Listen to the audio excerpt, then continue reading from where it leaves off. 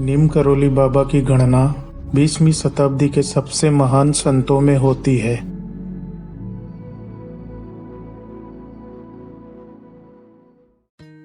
नीम करोली बाबा जी का मूल नाम लक्ष्मी नारायण शर्मा था। उनका जन्म स्थान अकबरपुरा उत्तर प्रदेश में सन 1900 के आसपास हुआ था। नीम करोली महाराज के पिता का नाम श्री दुर्गा प्रसाद शर्मा था। अकबरपुरा के किरहिन गांव में ही उनकी प्रारंभिक शिक्षा हुई।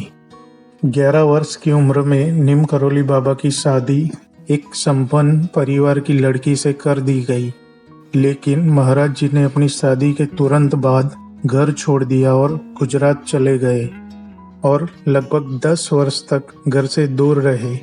इस दौरान उन्होंने गुजरात में मोरबी से 35 किमी दूर वावणिया नामक एक गांव में 7 से 8 वर्ष समय बिताया था, जहां उन्होंने साधना की थी।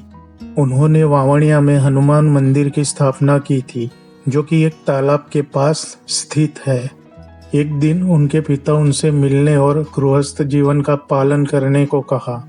पिता के आदेश को मानते हुए नीम करोली बाबा घर वापस लौट आए और दोबारा गृहस्थ जीवन शुरू कर दिया। नीम करोली बाबा जी गृहस्थ जीवन के साथ साथ धार्मिक और सामाजिक कामों में सहायता करते थे। बाबा जी ने जल्द ही दोबारा गृहस्थ जीवन छोड़ दिया और चले गए। उनके पिता को किसी ने बताया कि उसने उत्तर प्रदेश के फर्रुखाबाद जिले के नीम करोली गांव, जिसका नाम बदलकर नीम करोली हो गया है, में एक साधु को देखा है जिसकी शक्ल उनके बेटे की शक्ल से मिलती है। नीम करोली बाबा यह नाम उनके विदेशी भक्तों में ज्यादातर लोकप्रिय है। 60 और 70 के दशक में भारत आने वाले बहुत से अमरीकियों के गुरु के रूप में वह ज्यादा जाने जाते हैं। बताया जाता है कि बाबा के आश्रम में सबसे ज्यादा अमरीकी ही आते हैं। आश्रम पहाड़ी इलाकों में देवदार के पेड़ों के बीच स्थित है। बाबा नीम करोली हनुमान जी के परम भक्त थे और उन्होंने देश भर में हनुमान जी के कई मंदिर बनाए थे। कहते हैं कि गृह त्याग के बाद अनेक स्थानों के भ्रमण पर थे, तभी एक बार महाराज जी एक स्टेशन से ट्रेन में किसी वजह से बिना टिकट के ही चढ़ गए और प्रथम श्रेणी में जाकर बैठ गए। मगर कुछ ही समय बाद टिकट चेक करने के लिए एक कर्मचारी उनके पास आया और टिकट के लिए बोला। महाराज ने बोला, टिकट तो नहीं है। कुछ वाद विवाद के बाद ट्रेन के ड्राइवर एक जगह जाकर ट्रेन रोक दी। महाराज को उतार दिया गया और ड्राइवर वापस ट्रेन चलाने लगा, मगर ट्रेन दोबारा स्टार्ट नहीं हुई। बहुत कोशिश की गई, इंजन को बदल कर देखा गया, मगर सफलता हाथ नहीं लगी। इसी बीच एक अधिकारी वहां पहुंचे और उन्होंने ट्रेन को अनियमित स्थान पर रोके जाने का कारण जानना चाहा। तो कर्मचारियों ने पास में ही एक पेड़ के नीचे बैठे हुए साधु नीम करोली बाबा को इंगित करते हुए कारण अधिकारी को बता दिया। वो अधिकारी महाराज और उनकी दिव्यता से परिचित था, अतः उसने साधु को वापस ट्रेन में बिठाकर ट्रेन स्टार्ट करने को कहा। साधु ने इनकार कर दिया, परंतु जब अन्य सह यात्रियों ने भी महाराज से बैठ जाने का आग्रह किया तो महाराज ने 2 शर्त रखी। एक कि उस स्थान पर ट्रेन स्टेशन बनाया जाएगा, दूसरा कि साधु सन्यासियों के साथ भविष्य में ऐसा बर्ताव नहीं किया जाएगा। रेलवे के अधिकारियों ने दोनों शर्तों के लिए हामी भर दी तो महाराज ट्रेन में चढ़ गए और ट्रेन चल पड़ी। बाद में रेलवे ने उस गांव में एक स्टेशन बनाया। कुछ समय बाद महाराज उस गांव में आए और वहां रुके, तभी से लोग उन्हें नीम करोली बाबा के नाम से जानने लगे। रिचर्ड एल्पर्ट रामदास ने नीम करोली बाबा के चमत्कार पर मिरेकल ऑफ लव नामक एक किताब लिखी। इसी में बाबा जी की कई चमत्कारिक घटनाओं का वर्णन किया गया है। बाबा के कई भक्त थे। इनमें से ही एक बुजुर्ग दंपति थे जो फतेहगढ़ में रहते थे। यह घटना 1943 की है। एक दिन अचानक बाबा उनके घर पहुंच गए और कहने लगे वे रात में यहीं रुकेंगे। दोनों दंपति को अपार खुशी तो हुई, लेकिन उन्हें इस बात का दुख भी था कि घर में महाराज की सेवा करने के लिए कुछ भी नहीं था। हालांकि जो भी था उन्होंने बाबा के समक्ष प्रस्तुत कर दिया। बाबा वह खाकर एक चारपाई पर लेट गए और कंबल ओढ़कर सो गए। दोनों बुजुर्ग दंपति भी सो गए, लेकिन क्या नींद आती? महाराज जी कंबल ओढ़कर रात भर कराहते रहे। ऐसे में उन्हें कैसे नींद आती? वे वहीं बैठे रहे, उनकी चारपाई के पास। पता नहीं महाराज को क्या हो गया, जैसे कोई उन्हें मार रहा है। जैसे तैसे कराहते कराहते सुबह हुई। सुबह बाबा उठे और चादर को लपेटकर बुजुर्ग दंपति को देते हुए कहा, इसे गंगा में प्रवाहित कर देना, इसे खोलकर देखना नहीं, अन्यथा फंस जाओगे।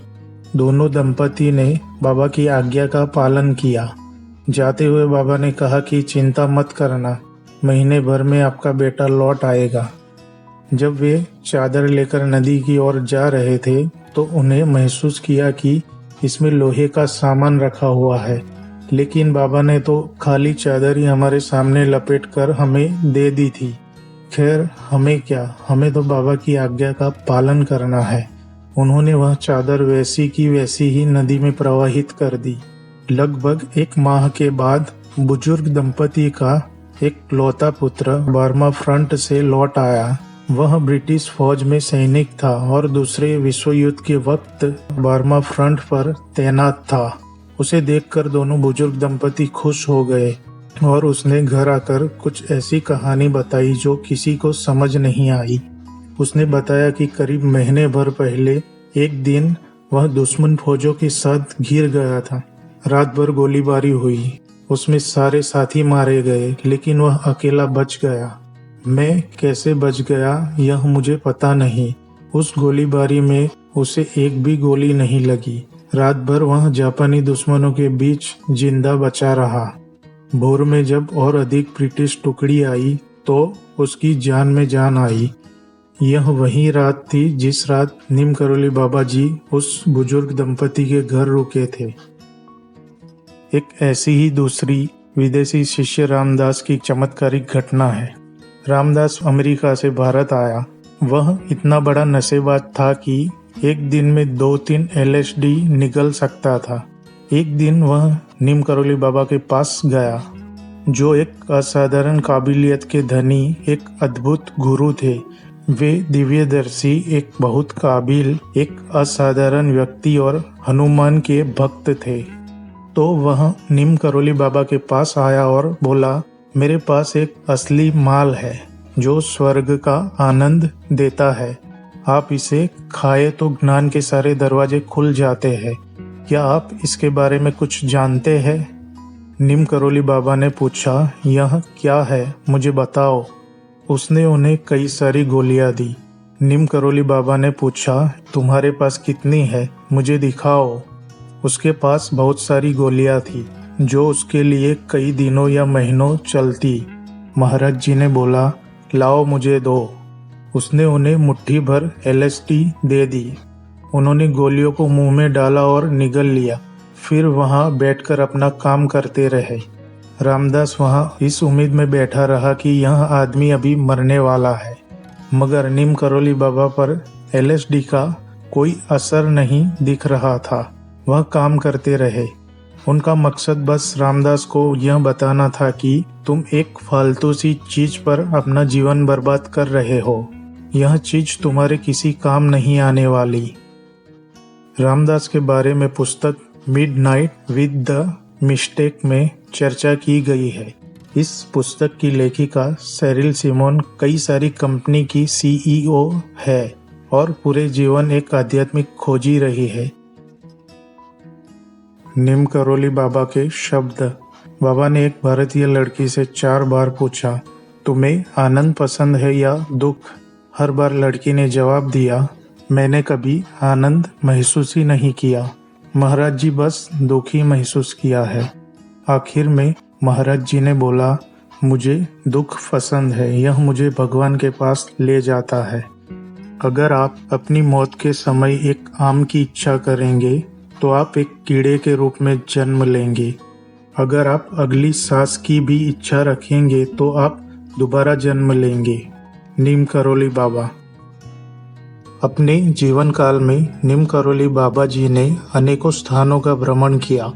महाराज जी ने 100 से भी अधिक मंदिर और आश्रमों का निर्माण करवाया था, जिसमें से वृंदावन और कैची धाम आश्रम मुख्य है। कैची धाम आश्रम में नीम करोली बाबा जी अपने जीवन के अंतिम दशक में सबसे ज्यादा रहे। इस आश्रम का निर्माण 1974 में करवाया गया था।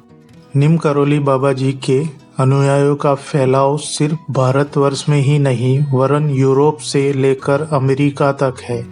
बाबा रामदास, भगवान दास, माँ जया, जय उत्कल, कृष्णदास अनेक मुख्य शिष्य हैं। इसके अलावा फेसबुक के स्थापक मार्क जुकरबर्ग, स्टीव जॉब्स आदि जैसी बड़ी नामचीन हस्तियां भी बाबा जी के मंदिर आते रहे हैं। भारत की धरती पुरातन काल से महान संतों, महान पुरुषों एवं विदुषियों की जन्मदायिनी रही है। संत चाहे दुनिया के किसी भी कोने में पैदा हुआ हो, सही मायने में संत वही है जो इंसानों को सही एवं कुदरती राह पर चलना सिखाता है।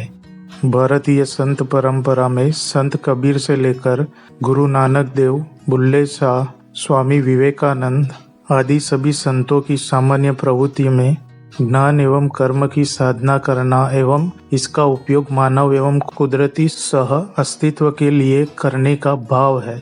परंतु ज्ञान, कर्म एवं भक्ति की साधना कर महान मानवीय या फिर ईश्वरीय गुणों को प्राप्त करने और उनको मानवता की सेवा में समर्पित कर देने का एक बड़ा उदाहरण नीम करोली बाबा है।